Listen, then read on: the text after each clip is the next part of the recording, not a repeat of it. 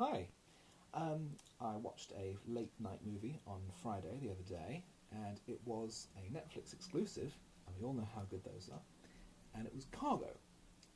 This is an Australian zombie film starring Martin Freeman, of all people.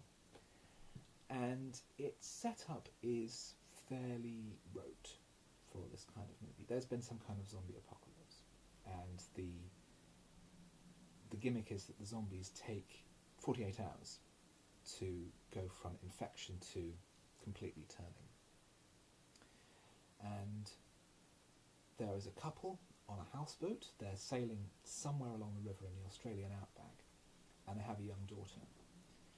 They go on shore. I can't remember why, but oh yes, it's a while since I watched the early part of this movie. They investigate another boat to look for supplies. The woman is bitten. They go on shore to look for medical aid, but the car crashes, and by the time that they wake up, she's completely turned and she bites her husband. He now has 48 hours to get their daughter to some kind of safe haven before he himself turns.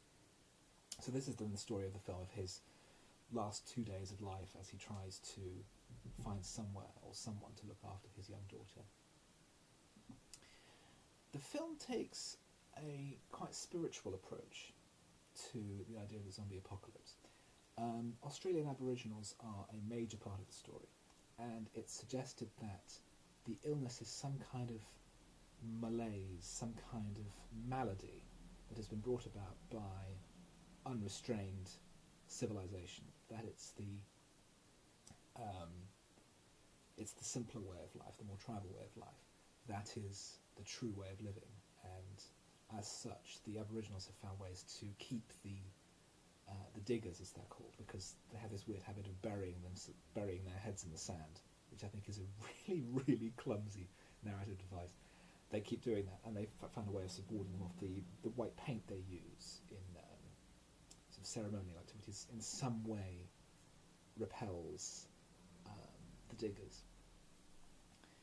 And I think that idea that using the zombies as a metaphor, it's very George Romero, excuse me, but you can find interesting and unusual ways of doing that. But the film gets bogged down in boring horror movie mechanics. There's an evil guy who wants to steal people's stuff, because when society gets back together, people will want nice things. I thought, well, okay, but this belongs in a less interesting movie. This is trying to be sort of more spiritual and more character-based, and use the opportunity of its setting to try something different. But it keeps having to go back to these boring ideas, and it's not a particularly short film. It's an hour. It's 105 minutes. So I think you could cut this down. 80 minutes is fine. If your film is interesting and it's good enough, 80 minutes is just fine. Primer, I think, is the great example of a modern film that's quite short. It's an hour and 13 minutes, and it has more plot than Lawrence of Arabia. So it's a bit of a mixed bundle. I wasn't terribly impressed by Martin Freeman. I find him a bit of a hot and cold. Sometimes he delivers great work, like in Fargo, and sometimes he's just falling back on Tim from The Office. Pretty much everything else.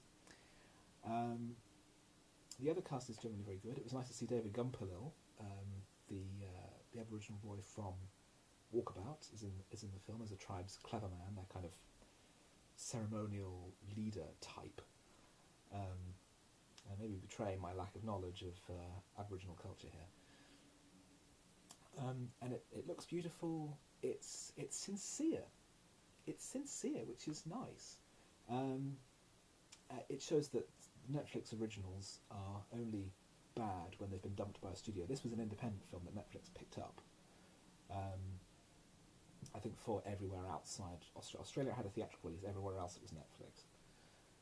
So it's not terrible by any means, but it's not great. It needs to be tighter. It's actually based on a short film which pairs the idea of a man infected with a zombie virus looking for somewhere to someone or somebody to look after his infant daughter. It pairs it right down to that central idea.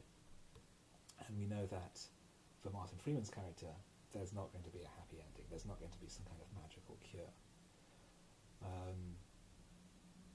So it's a bit of a dumb school to say it's fine, but it's fine. It's 3 stars out of 5, but it's not any more than that.